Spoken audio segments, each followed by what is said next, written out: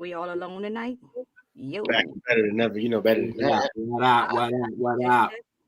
I'm a little bit upset. I ain't even get a water. Y'all gonna have to give me an assistant soon. I'm just saying. You tripping. I need a water, bro. Maybe next week. All right. But, yo, what's up, everybody? Happy Thursday, cuties. Welcome to what was I about to call us? Root Access Live. The Root Access Live show. We again. You on that ooh-wee? Yo, y'all remember? Y'all remember what you was on that time, Coco? You said it was Benadryl. I was on COVID. That's what I was Ben and on. Jerry. Whatever.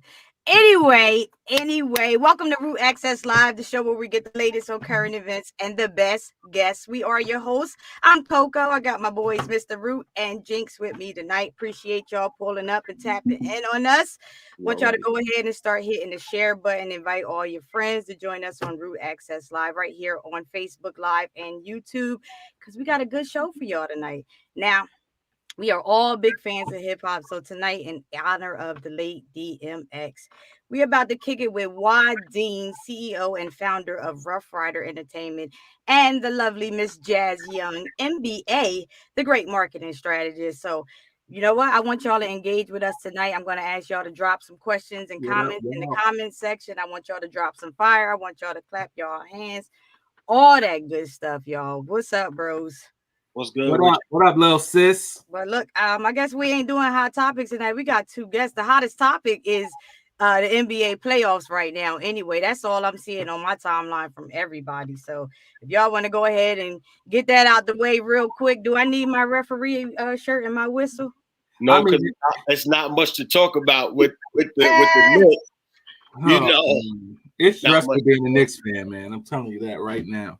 They do this all the time. If our guests are backstage, like I don't even want to get into it too much yet. So just let me know.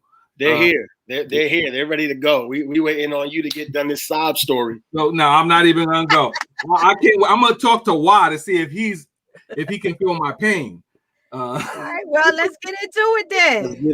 Let's get it popping. It's Root Access Live. This ain't no game. What you think we playing? You already know what it is. New York winners, man. What's up?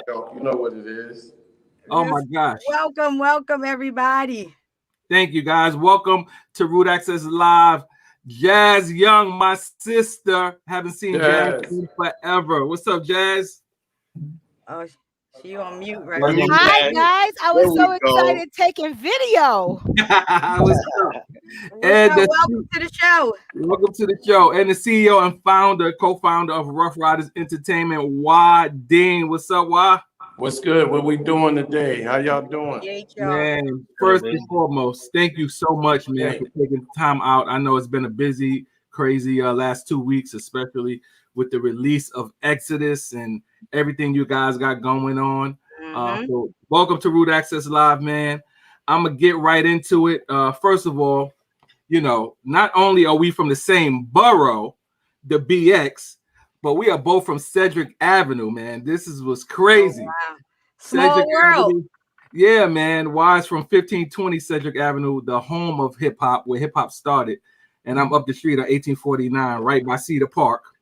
Yeah, you right there. You come from the essence of this whole hip hop thing, man. The pioneers. That's you want pioneers. Yeah, man. Yeah. So I want to start in the beginning, man, of, you know, just in the 70s and 80s. What was it like growing up under, you know, the whole hip hop culture? I'd say, especially if you heard right there.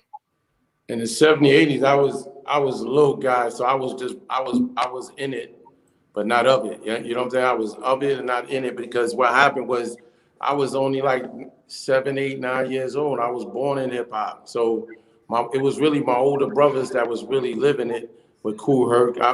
Kool Herc, and rest in peace, Kool Herc's mother passed yesterday. But, oh wow! Rest in peace, my condolences. Yeah, so we was born in hip hop, but we ain't know we was in hip hop. You see what I'm saying? Mm-hmm. Hip hop was being developed while we was actually just being part of the culture. So we used to take out the records for Kool Herc. Matter of fact, we lived on his 3rd floor. Kool Herc lived on the 2nd floor. Me and my brother's room was directly over. Me and D was directly over Kool Herc's room in 1520. So we heard the music all our life since we was born into loud music, making a lot of, so we didn't know we was really literally in it like that until we got older. And it was like, wow, we was like living it all the way. It was my brother, Swiss father, TD, and my other brother, Mark, that actually really got the culture, the effect more than us. But we break dancing. We did the whole show. We was just kids in the game. Wow, that's dope, man. And how did you, I guess, fast forward a little bit? How did you guys, I guess, get into the music industry per se? Because I know you was it always a dream of yours to get into the music industry? I mean, the music industry was always in us. We always listened to hip hop. When we was, in the streets running around, hip hop was our motivation, to do other things. But when we was we grew up in Mount Vernon, New York too. And that's where Puffy and Heavy D and Pete Rock and CL Smooth, all those guys went to school with us, and we was out throwing bricks at the penitentiary. And we did, they would start to get on TV. So we were trying to figure out in real head, like, how y'all riding skateboards and all this and out there, in the park, and now y'all ride around Bentleys and Benzes and on TV. So I was like, the next time I see Heavy D, he's gonna put me on. Right. And so I seen Hev in front of the Shabazz restaurant. He pulled up in 3 white crispy Benzes, Ranges, and all that. And he got out because he wanted us to, help his brother, because one of his brothers got killed. So he came to us because his other brother was hanging out with us. And then we was like, yo, listen, your brother good with us. We're going to make sure he all right. But what's up with this music industry? How we going, I'm trying to get on. I need to get in the game. So he was like, Hev was like, yo, I ain't going to promise you anything. Rest in peace to Heavy D. He said, I ain't promise you anything or guaranteeing you shit. He said, you make hits, you pick an artist you believe in, and you make hits, and the industry come to you. I said, yeah, that's it. And that's how, my man Tiny, he said, well, by the way, I got a cassette right here for DMX. And that's how I started my career with this music industry. That's how we started the process. So it's crazy because you kind of segued right into the next topic, because you talked about, how it all started. And that was one of the questions that we had. Like, how did you get popping with this whole music thing, right? How did it get going? And so now you discovered DMX, and you also had the Locks right off the rip, right? Yeah, so I had the Locks, DMX, Swiss Beats, Irv Gotti. I started all these careers. Just basically from that conversation with Heavy D. Now, whoever's holding your camera, tell them to put it sideways. I think you want it sideways like this. Yep. There we go. There you go. Yep. That's better, right? Yep. So yeah, we had a little technical difficulties on. No, you good. You good. All right. But yeah, I mean, this journey has just been epic for us. It's just been a long journey. We walked in faith on this journey. We was blessed to be able to have the opportunity to jump into the bed, jump into this hip hop, and we was born in it, but to actually be able to impact it was really something different. We wasn't expecting it to be so great, so big. X was our first artist. You know, we started with him. I went to see X with my man Tiny the same day. He played the cassette. DMX was already locked into contracts, and I had to pay a lot of people visits to tell him he need to get up out of those contracts. And we basically, you know, X became our brother, you know, more than anything. And so we started to work, and we just pushed every button we can. We became one family, and we worked hard, and you know, we started X career from the first album to the last album. Mm-hmm. Yeah. I was thinking about that. Literally. Like, most people, you know, when they get on, the first 2-3 albums, they separate, they gone from the whole equation, you know. We worked with X for 7 albums straight through his whole career. It's kind of impacted us, you know, real heavy. We still trying to figure this out right now, how this happened, you know? Yeah. It was meant to be. Feel me? Like it's kind of what that feels like hearing the story. It was like one thing led to another, and it was just kind of meant to be. And it was like it just popped off. Now, how do we come up with the name Rough Riders? How do we get to that? Yeah, well, you know, Rough Riders, there's a lot of stories behind that, you know. I got the story from my mother. My mother's, you know, rocking a cowboy movie. She watched a lot of cowboy movies.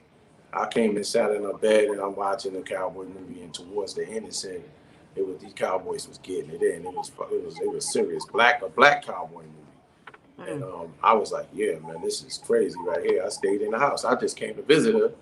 Ended up staying, you know, to this movie, and then at the end it said Rough Riders. It said ROUGH, and then I'm like, Mom, this is we need this name, because we started the name with special effects, because you know I had to get the contracts locked in for X, so I opened a company called Special Effects. I didn't like the company, but it was just a company I just needed to do right away to get X deals under control. And then once we got that straight, then my mom, she came up with, you know, she had that show was on, and I just pretty much said Rough Riders. She said Ride or Die.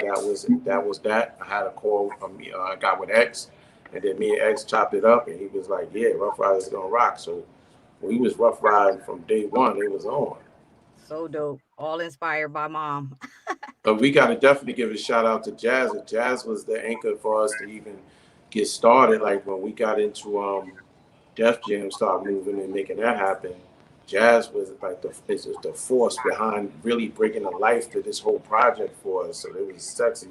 Jazz, we appreciate you for, you know, being there for us to actually express our vision, because we coming straight from the street and trying to bridge the gap with the corporate office. Yeah. Jazz was able to marry us and bring it to the full circle. So that is Dark and Hell is Hot album as a Jazz album. Those albums, Jazz was able to bridge the gap and make the vision come to life. So yeah, we definitely gonna get to Jazz on the second half. I know you got to leave at 7:30, but Jazz gonna take us home on the second part of this amazing journey.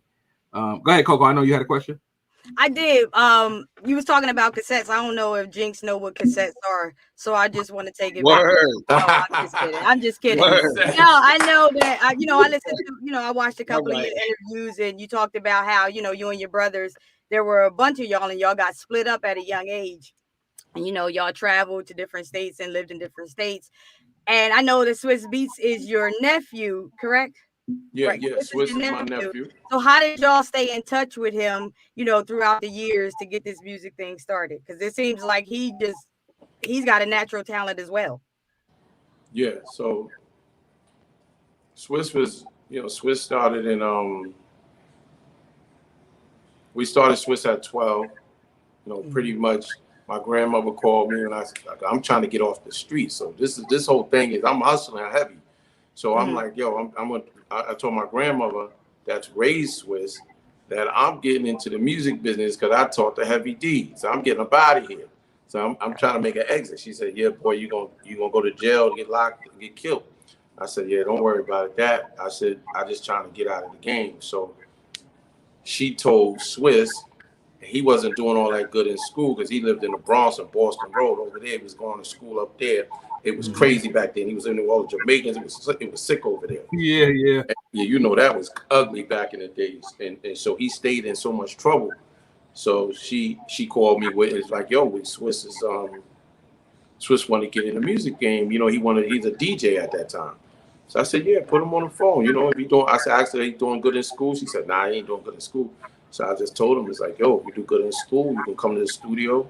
We can work with you. We can create you as a producer. And, you know, I just want to give Swiss that we gave him a hard time. You know, we had already had Irv Gotti as a producer. We had Dame Grease. We had Chad Elliott. I don't know, but Chad Elliott produced most of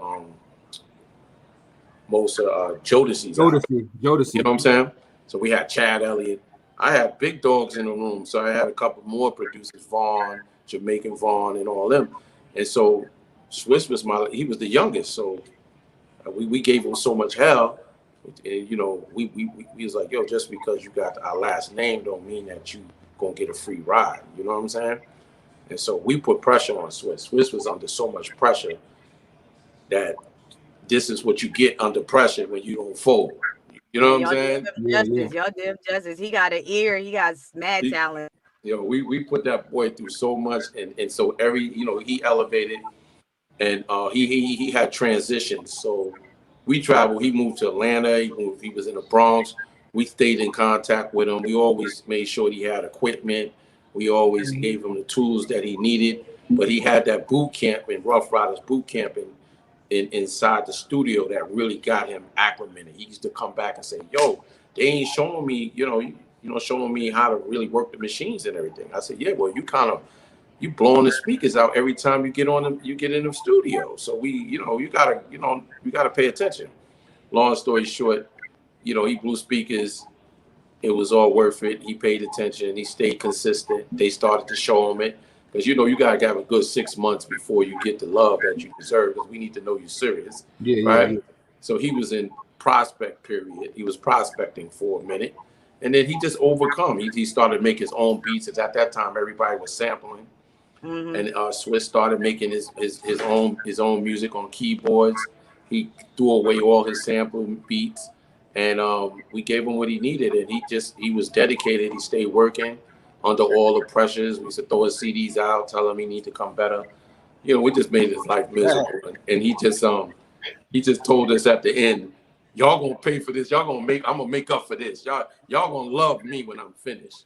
And I said, yeah. But, show us, and he showed us. He put in the work, and our room is always competitive. So that was the rap artists and the producers. So everybody's been competing. So we had in-house competition. Our competition never was with the culture. Our competition was with ourselves. Right.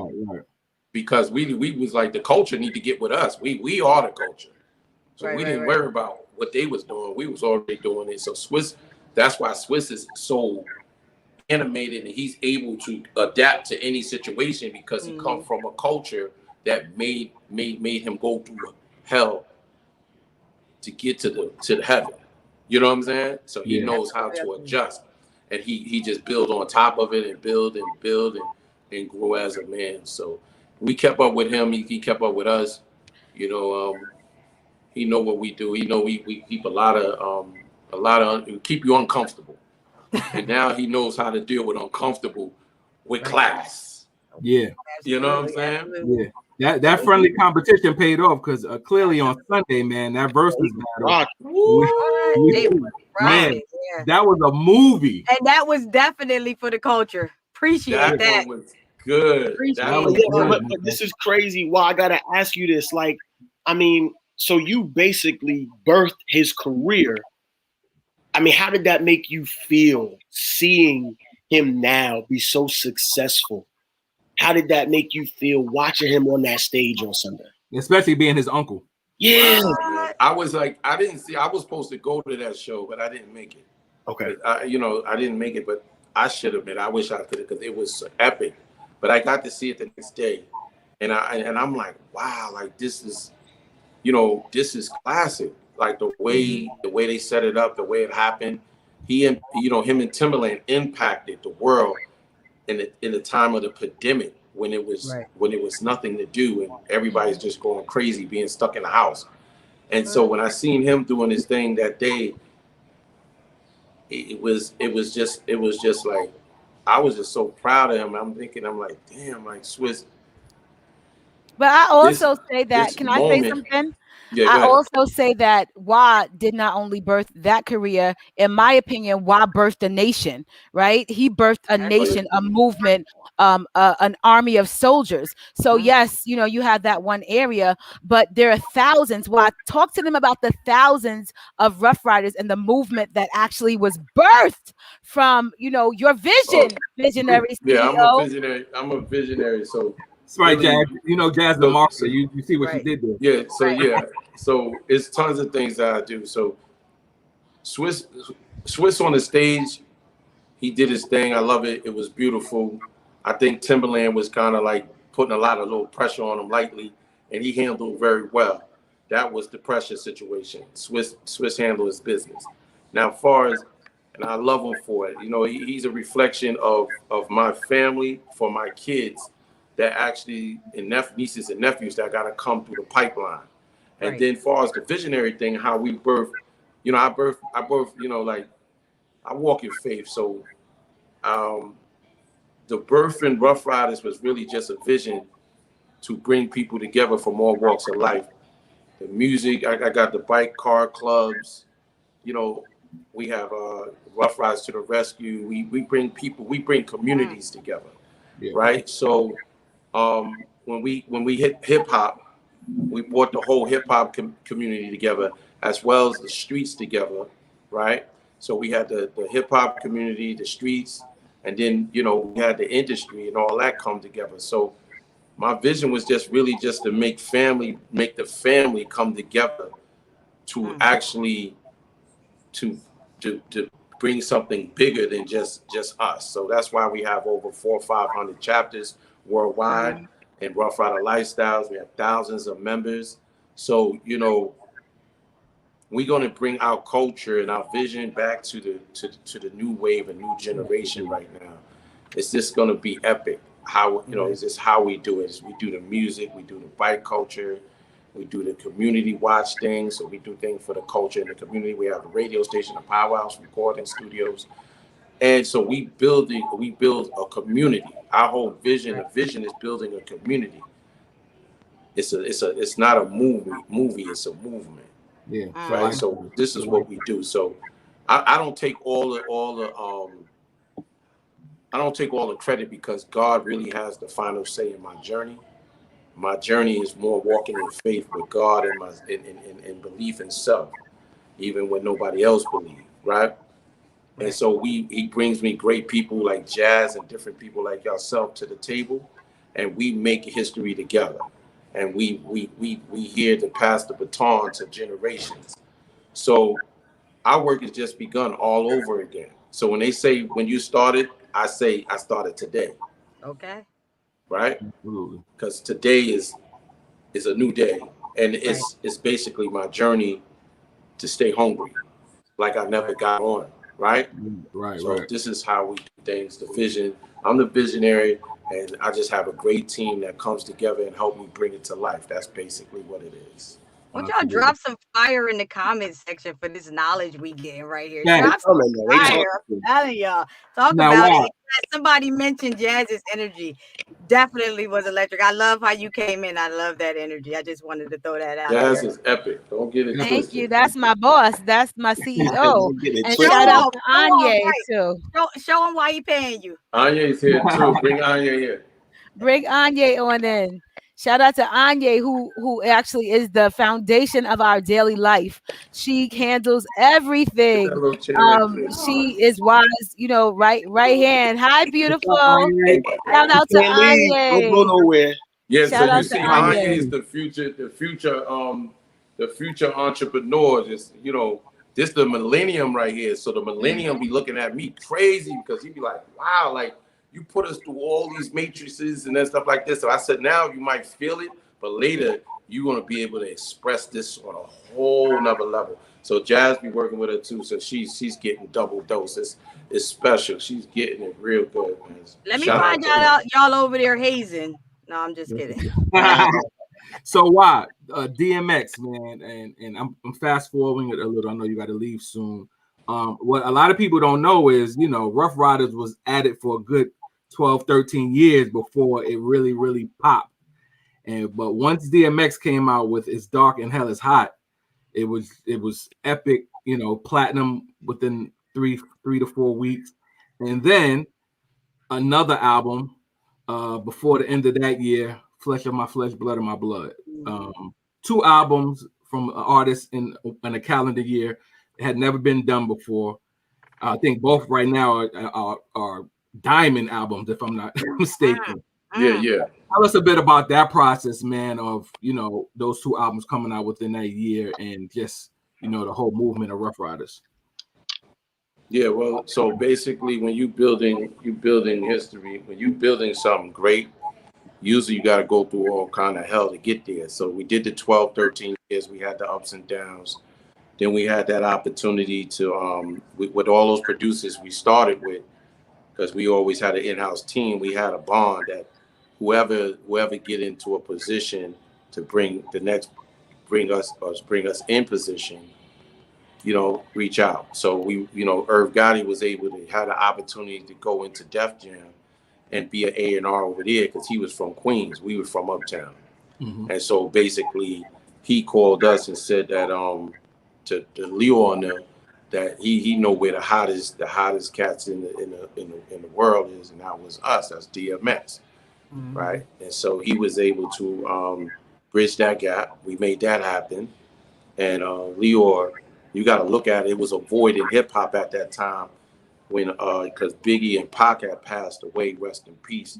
Right. They had passed, and everybody trying to figure out who's going to keep the culture alive, and how it was a void. So you know, Puffy had the torch with the shiny suits. He had all the nice music. Bad Boys, they was flowing, and so they still had Mace and all them. And so we was able to lock in with Leo and then with Irv and make a difference. Because Leo get it, and he wanted to make hip hop be hardcore and be street again. So we was able to do that. Because you got to look at it, we had 12 years of our library, so we was ready to go another 12 years anyway, because we had over 2,000-3,000 songs already locked in and ready to go, locked loaded, right? So we got in there, locked in. We did the first album, It's Dark and Hell Is Hot. That album was pretty much done. We had that album in the can, right? We put that album out, and then Leo wanted to do a bet talking about, I bet y'all couldn't, you know, drop another album. We put out that album like in September or June, July, August, somewhere around that time. No, and he's going to tell us, yo, y'all want to make $1 million? Y'all want to make that happen? Drop another album before fourth quarter. We like, oh shit, $1 million, nigga. We make that in our sleep. Because we do an album in 15 days. At that time, we do an album in 15 days. Mixed, mastered, delivered, everything, right? Because we doing 4 or 5 albums with multiple artists back to back. So that we took the bet. We took the bet from Leo. We said, okay, yeah, we'll take that M. We'll take that M from you. So he gave us that M. So that motivated us to go get that second album. So that you got to look at that It's Dark and Hell Is Hot album was already flying through the moon, right? And then that we killed that, and then we hit them with the Tunnel, the Get At Me Dog joint that bodied them. Then we came behind that with the Anthem that put the seal on the coffin, and so you know it was game over after that, right? What? And then so basically we dropped the second album. The first album was already a diamond, so we on the second one dropping diamond. That's just before we went into the second album, the fourth quarter. We was like 5 million on the first one, so we was going to work. So this thing was just like how we was like, yo, we have an opportunity to do something that we love doing, and not being locked up, you know what I'm saying, or being chased by the police. So this was like heaven on earth for us. Right. It was your legal hustle. Yeah, it was too legal. This was sweet. We was like, oh, this is sweet. So, and then we band together. So how you really band together? So you gotta look at it in every department. We open up we open up multiple companies within the company under the umbrella. And then we are family. So what you representing, when you see us, you represent true family. So we put family in every department and everywhere, because we was learning the business as we was earning the business. Right. So some people get interns, they go through the whole process. We didn't go through that. We got the phone call, it's on. If you don't, y'all playing soccer right now, y'all need to come and play basketball for the championship with LeBron and Kyrie Irving right now. We like, all right, let's go. So we learning the game. So, we winning. So we went to work. We took our hits, and we just kept moving. But the business is was beautiful. You know what I'm saying? The journey is a beautiful ride. I want to be cognizant of your time. We're at 7:32, and I know you got to go. But we have a couple questions from some people in the audience. So want to ask you the first question that came through. We've got 2 or 3. So the first question that came through was, will there be a Rough Riders or DMX biopic? Yeah. So we in the matrix of that. We're working on the Rough Rider, the NWA Rough Rider East Coast version. That's coming, and then we're working on the DMX movie too. So look for that. Those 2 is going to be epic. We put that together. That's in place right now. So it's be crazy. It's going to be incredible. That joint right there is more fire in the comments section. That joint going to be so scandalous, man. And then from there, we got stories for days. So you got to look at it. We got the reality. We got the series that we're going to be working on. We got a couple of series coming through the pipeline, and then we're partnering with different companies to do great things. So this thing is just epic. Something bad happened, something good happened at the same time. Right. And now we got to focus on giving back, helping the families out, making sure his kids is good.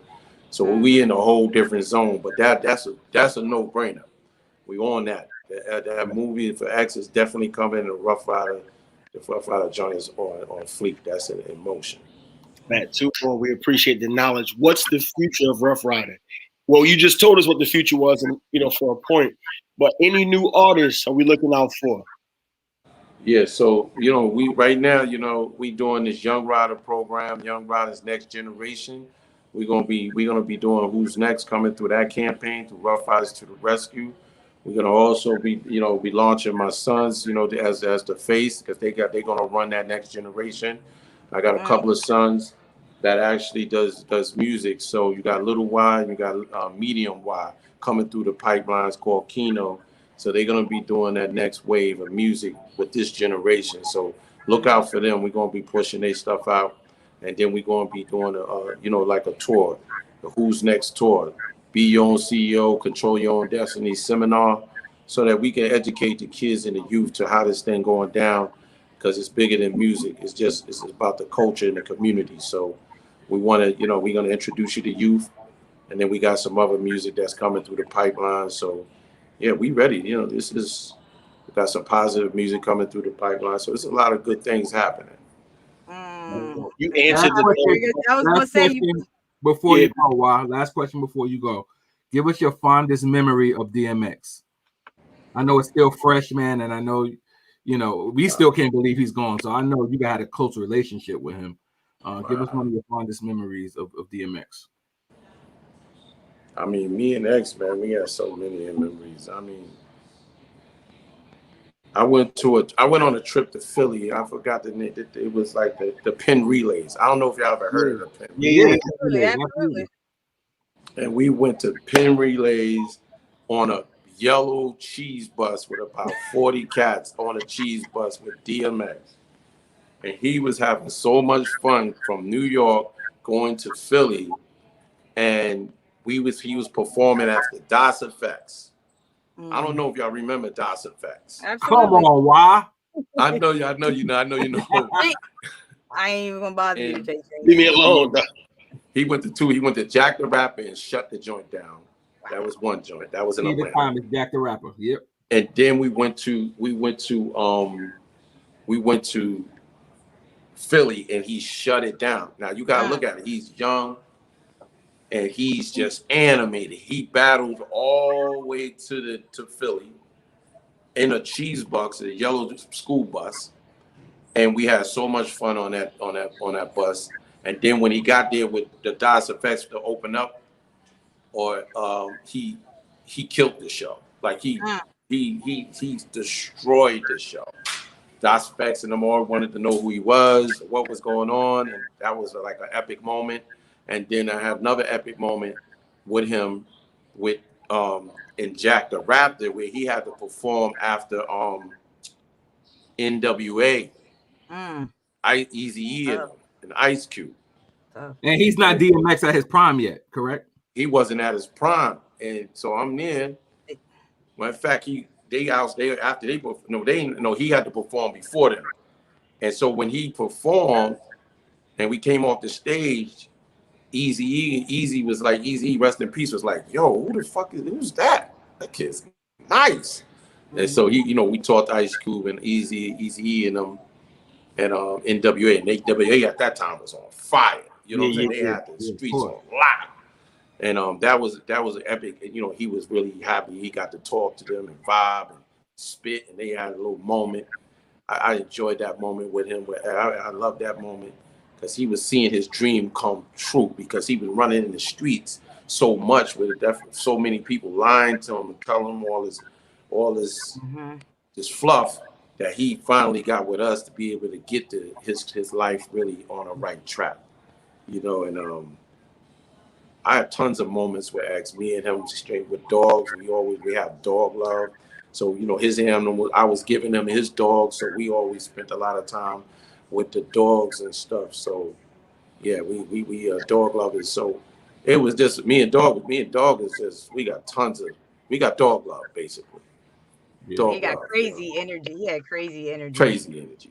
X is incredible. I had to put 6 people, 2 for 6. I had 24-hour shifts on X, so I put 6 people on X a day. 2 people per day. And 2 people per day. And then I have 3 people. I had about 3 people. I had one person. Yeah, about 3 people. But the third person was the cat that actually he had to spar with every day when he decided he didn't want to do something. So he didn't want to do it. Then your sparring match right there. Then since we're not gonna go to the show today, that's your guy right there. You're gonna spar with every day that you don't want to do something, right? So that was a whole nother story. So we have fun with X, man. We love him. That's the epitome of what we love, man. We love X, man. We ain't gonna never see another X. We ain't gonna never hear another voice like X. No. The God is always in us. He a reflection of us. We love X. We're gonna do whatever to protect his legacy. We're gonna do whatever it takes to keep this thing moving forward. X like us to do, scratch to the death and to the end and keep it moving. And that's how we're gonna do it for the dog. Wow. Exodus album in stores right now. Classic. Fire. Money. Fire. I can whistle. Yeah. Serious crazy, business. Man. Wow, thank you so much, man. Thank you so much. I want to respect your time. I know you got to go, but thank you for hanging out with us today, Jazz, man. thank you so much. I love you. I love y'all. Thank you. We appreciate y'all. I wish I could be here a little bit longer. But salute to the family and to the team out there. Stay focused. Stay sucker free. Keep doing what you do. Have faith, man. Go get the X album. Hey, come back and visit us for part 2. And I need that hoodie, bro. I need that hoodie. I think it's so much I think it's so much more we could cover. Definitely pay us a visit. Yeah, like you said, we need that hoodie. Well, I don't know how we get that, John. We need that hoodie. We'll talk to Jazz. Jazz will show you where to get it. Jazz know everything. She got it. That's our Appreciate girl. you, sir. Thanks, Waah. All right, Thank you. Love you. I'll call you in a little while. Thank you. Miss Jazz. Jazz Young. Hi Jazz, guys. what's of up? the hour, Jazz Super Young. blessed.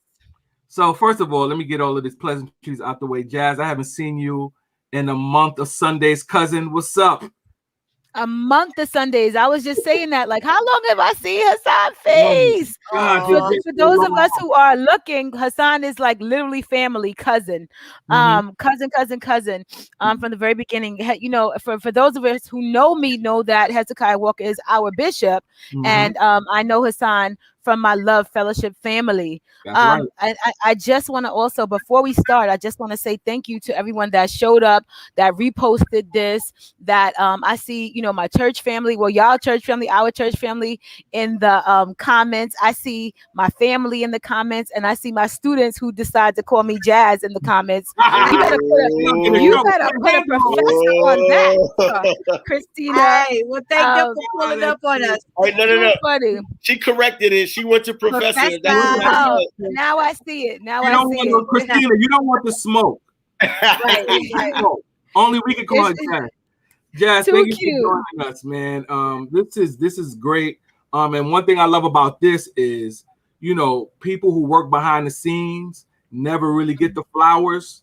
And you are one of those people that's been working behind the scenes for so long. All of those Def Jam releases back in the day, like Jazz was a huge part of that. My girl, we have another mutual friend, Marjorie Clark. She loves you. She speaks highly of you. That's my little sister. She is my auntie, and I love her, and she is my soror, and blessings and uplifting queen. Absolutely, absolutely. So, from a marketing perspective, we, you know, still talking about DMX. How was it? You know, I guess trying to highlight somebody like a DMX, because remember, we coming right out of the Jiggy era, 97, Bad Boy era, and now here we are, 98, this hardcore rapper. Because people don't know, I think Diddy passed on DMX because he thought he was too, you know, hardcore. So how were you able to you know, to do that? So I think that, and I'll just take it back, because a lot of people, some people know the story, and sometimes I feel like I've told this story like a million times in my career. But you know, I'm from South Jamaica, Queens. I went to Howard, so that's kind of like the basis of my training. HU, Bison, right? So HBCUs in the building all day. And what happened was, you know, I probably always knew that I wanted to work in some form of music, specifically hip hop. I'm from South Jamaica, Queens, so I'm hip hop till I die, right? And you know, in high school, I had the opportunity to manage a DJ who was actually like the fill-in DJ for Salt and Pepper. Right. And that's what kind of, his name is DJ Johnny Wishbone. He probably is on here. He usually gets on. But basically that gave me kind of like this foundation. Right. And when I got to Howard, you know, it's just hardcore training. One of the years I was the I want to say I was the like a faculty, not faculty. I'm in two different worlds right now, but I was like the volunteer coordinator for homecoming. And for anyone who knows our homecoming, it's just stupid, like, you know, all day. Like we never lost a party, right? But I was fortunate enough to be there and work the years that, you know, if you watch the Biggie movie, I was standing by the stage, you know, if you saw that scene, you know, when Biggie performed at Howard, if that makes sense, which is insane. Well, he rapped about it. Yeah, which is insane. So now I have those stories, and then, you know, more so, like, you know, I want to say this, started to get the experience. And then as I interned at Def Jam, like I interned in the trenches, and, you know, that kind of gave us this, you know, I want to say this foundation to kind of move forward, right? And so what happened was, I remember the day specifically, you know, like what I was saying, that, you know, Leor signed, you know, Irv Gotti. And then after he signed Irv Gotti, Irv then, you know, has this, you know, on flux of people that he's bringing, right? You know, he brought, you know, Ja Rule, then the whole Rough Riders. And at the same time, I was this young product manager. My degree, there was no real marketing majors back then, right? That's how, you know, it was just, you know, mass communications back then, right? And a minor in secondary education, which probably is why I became a professor now, right? But what happened was, I was also the product manager of the, at the time for most of the people on Def Jam. So, even though, how, the progression of family and, Rough Riders in the round circle, and I'm, back full time at Rough Riders right now. But at the end of the day, what happens is I was also, the product manager for Jay-Z, right? I did all of those first 5 Jay-Z albums of mine as well, right? All of the Foxy Browns on Def Jam, all of the Slick Ricks on Def Jam, which I'm grateful for those experiences, right? I did, EPMD before and after the breakup. People that you wouldn't even, remember, because people just always associate me so closely to DMX, right? But as the story unfolds, what happened was, we definitely just, kind of have that family bond. And if you're a product manager for someone in the music industry, what happens is you're with them 24 hours a day, right? And you gain that bond, and then you kind of learn what they want, right? And then you learn how to translate that to the fans. And yes, it was definitely, we were all young. I was 19, right? 20, coming out of college. And I was just like, it was just a lesson for me. And we all learned and grew together, right? And then as the albums got bigger, then of course the demands, and of course, the experience, right? And what happened was, it was just, it was an amazing time. It was an amazing spirit, time period. And it was time. And when you're doing these things, you don't ever realize this is hip hop history. You don't know that. Like, you don't know that. You're just in the moment. And then, things escalate, and then, we're here. Right. So Jazz, you currently said that you are now back full time with Rough Riders. Yes. So I am How are you doing that? Yeah, right. Don't tell my job. My job is on here. Jesus. I mean, you said it first. My bad. So what happens is, like what I was saying, that all things work together for the good, right? We do know that, people, right? And so what happened in the interim, the explosion of the brands, right? The explosion of the brands, or the re-explosion of the brand. And don't get it twisted. People always say that, Rough Riders, what's your comeback? They've been here. And that's what people don't understand. Like, just because he has literally built, and I'm not gassing it either, he has literally built this small nation of people. So again, he has thousands and thousands of soldiers from around the world. And what happens is, that remains consistent, this Rough Riders movement and this family. So basically, like I said, on the onset of my brother's untimely death, what happens is, of course, Rough Riders explosion again. So we, have been helping to, I'm working as the product manager / liaison for Rough Riders with Def Jam, which is my family, right? My, family that I came up with. And, it's just every day it's on, on feet on the ground, bootstraps up, supporting Waah in these new, these newer things that he's doing over at Rough Riders. Absolutely. Awesome. Crazy, right? So my day doesn't stop. So yes, I'm a full-time professor. I'm the administrator for the School of Business and Accounting now at Monroe College in the Bronx. So that's my day job, and this is my night job. And I want to give a shout out to my beautiful 2 sons, Francisco and Jackson. Models. Just there. I got lucky with my 2 kids. How old are they now, Jazz? So Francisco is 16. Francisco is 16, God. And you came to his first birthday party, Hassan. You remember? I sure did. Yep, I remember. 16 now. He is amazing. 10th grade baseball team, 100 black men, Kappa League. I'm trying to force him to go to Howard. He's awesome. And thank you. My son Jackson is 10. Jackson was my buddy. He is a whole handful. Jesus. And 10 in the 4th grade. And he has a how they have like the slime. So he has a slime company, and he also is open in the process of opening a dog apparel line.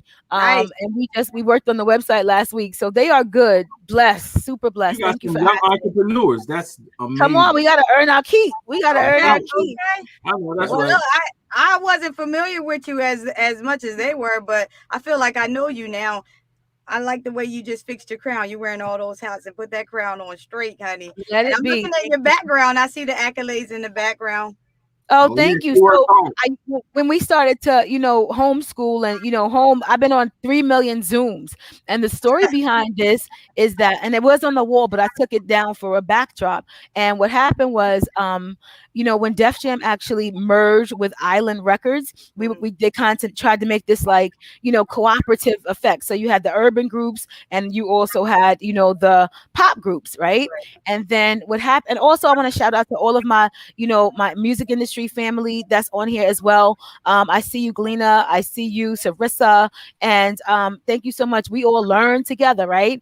And so this particular year, I have a friend named Sonia. Her daughter was being born, and I'm the godmother, right? It's Ed Lover and Sonia. You guys know Ed Lover, Sonia, sister, right? My Congratulations to them. family. And so this is years and years ago. But what happened was, I didn't want to come to the barbecue because I was going to go to the hospital. And Julie Greenwald, who is the president of obviously of Atlantic Records right now, was my boss then. And she's like, "You can't go," and I'm like, "I have to go." So I was the very first employee of the year for Def Jam Records. Wow. And nobody knows that story. So what happened was I got this plaque at the barbecue. There's a pictures around here floating somewhere, but this was the very first employee of the year plaque. I have 2 of these because eventually, everyone else got them, but this was the very first employee of the year plaque for Def Jam. So this is going to go. I always say that my kids can't eat my plaques. Like, I can't leave plaques to them, but the hundreds and hundreds of plaques that I do have, they all have a special meaning, based on, the work that we put in. Absolutely. Now this is it's still surreal, man. April, I think 9th is when DMX passed. How has this like affected you? Because again, you have been in the trenches, with him for the past 2 decades. And then to, like you said, untimely. How are you coping with this? How has it affected you? I don't think that I could put words in. And thank you so much for asking. And I was gonna try to get through this interview without tears, right?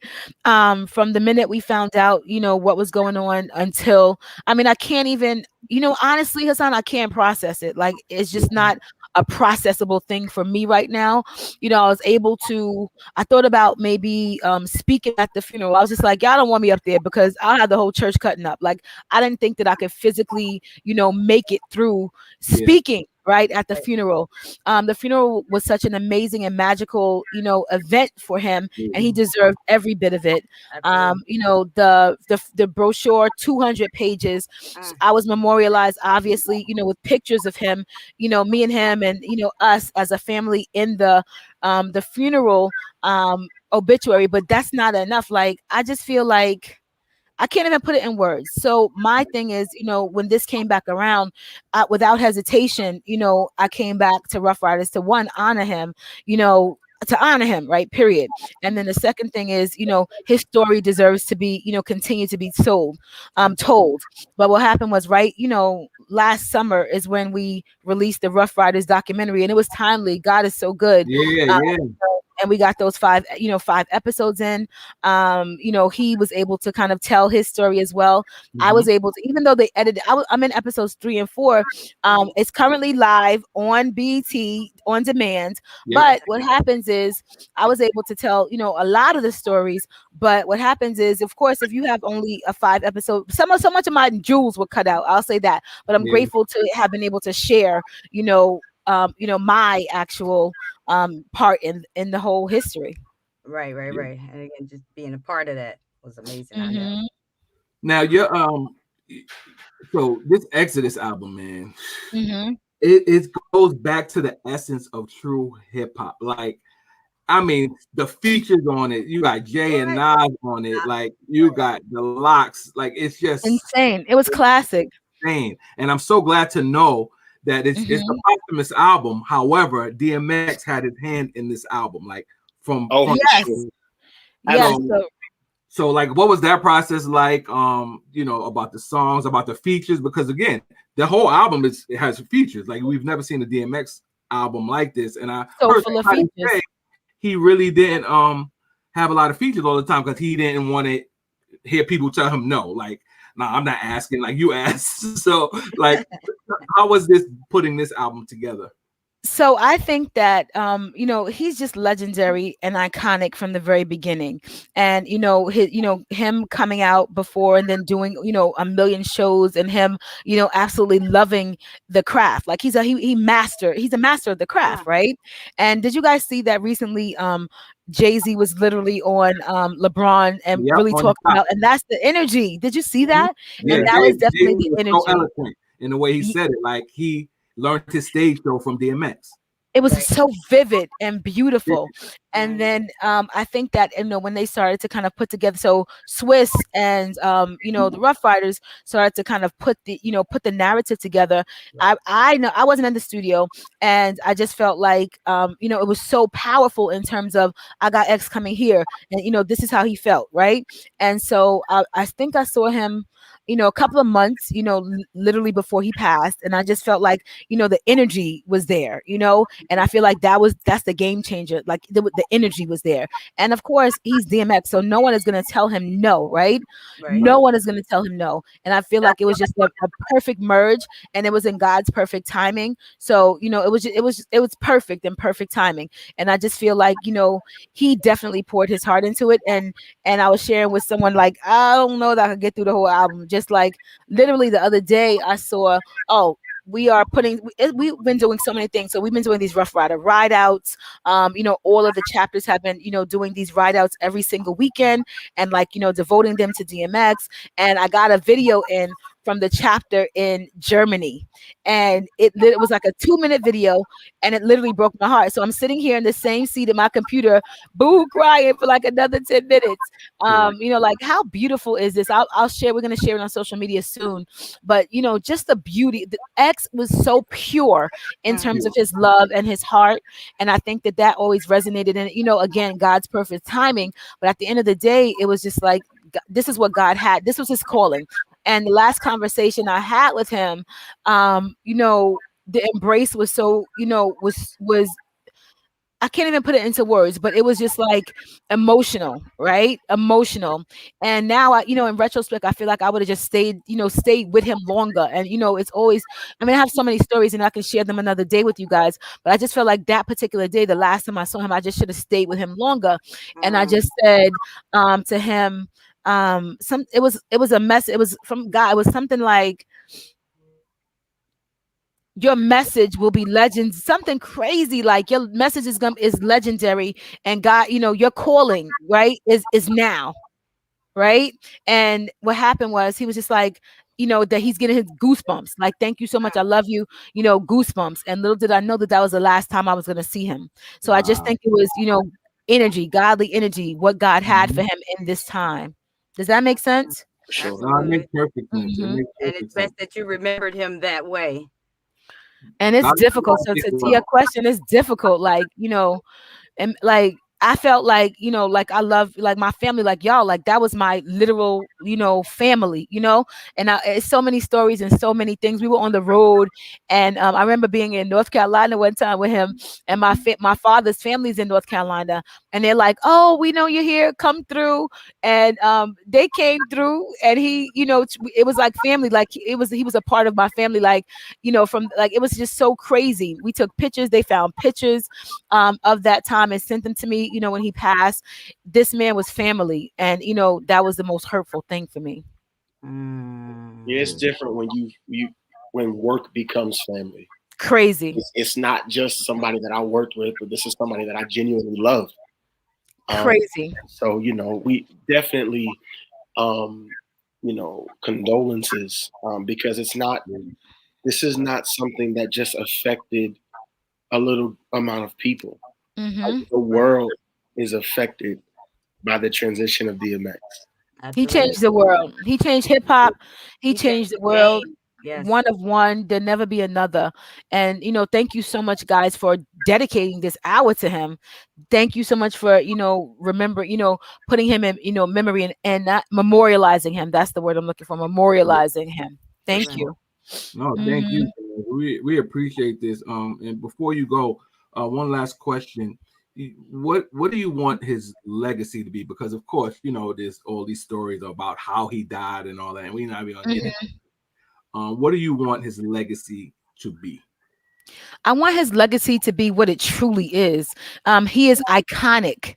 He is a game changer. He is legendary. He is of God. He is a prophet. He was a prophet. And, he was a family man, a man who loved his family, loved his friends. And Swiss said it the best one day. He said, if X loves you, there was nothing you could do about it. And for those of us who he really, and people always say, and I'm not going to go off, into another conversation, but people always say that I was territorial of him, right? I had a fence around him, a hedge around him, and I always said, not on my watch, right? And I always felt like that was my charge when I was with him. And at the end of the day, I just want, that same hedge to be preserved around him, give him, he got his flowers, right? But just, honor him in that way. So thank you so much. And thank you for having me. I love you. And we have to, definitely get together in real life. And, we'll definitely, follow up. We're always available. The Rough Rider team, the Rough Rider family. Shout out. I have to shout, please, please, please. I want to shout out my brother, my birth brother, Craig, who's my family, who you see us, and shout out Lease to Drive, which is our car company. So if you need a luxury car, a pre-owned car, a rental car service, shout out to Lease to Drive. Please find us. I would like to shout out my family, and I would also like to shout out, Rough Riders. There are thousands and thousands and thousands of Rough Riders around the world. Your work does not go unnoticed. We love you. We appreciate you. Thank you to the Rough Rider staff, the Lit Pro staff, the lifestyle team. Thank you to everyone who put, a hand in the making and, the family of Rough Riders and how you guys got to perceive, DMX as well. And Butler, Kenny Butler. Wow. I finally found somebody who got more jobs than me. Jazz got more and me too. I was thinking the same thing. We can put all of our jobs together and Jazz got more.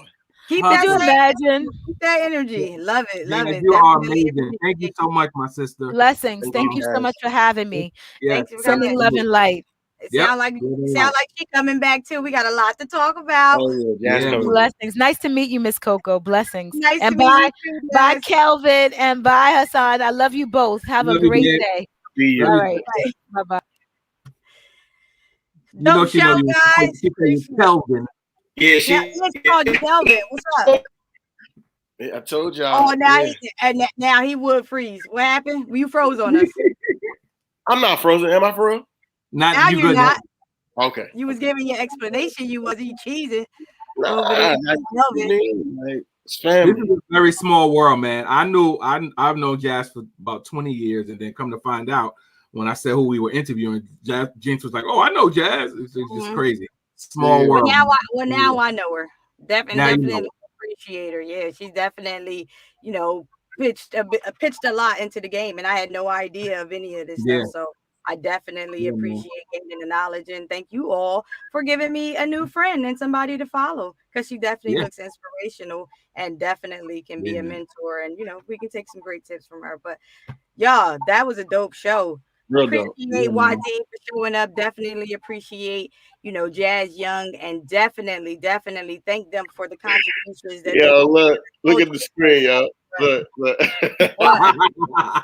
Kelvin and Hassan. Right. Forget the names on the screen, yo. Forget the names. Like she went back, like she was like, "Nah, you're not Kelvin. You're not Jinx. You're not Root." Yeah, man. That's what's up, man. Great show, guys. Definitely appreciate what their contributions to the culture. Great show, y'all. We got to get up out of here. It's been another great show. Decent vibes and mad energy. Thank y'all for tuning in. We'll see y'all next Thursday at 7 p.m. with more great conversation and hot topics. Long live DMX. Long live DMX. Long live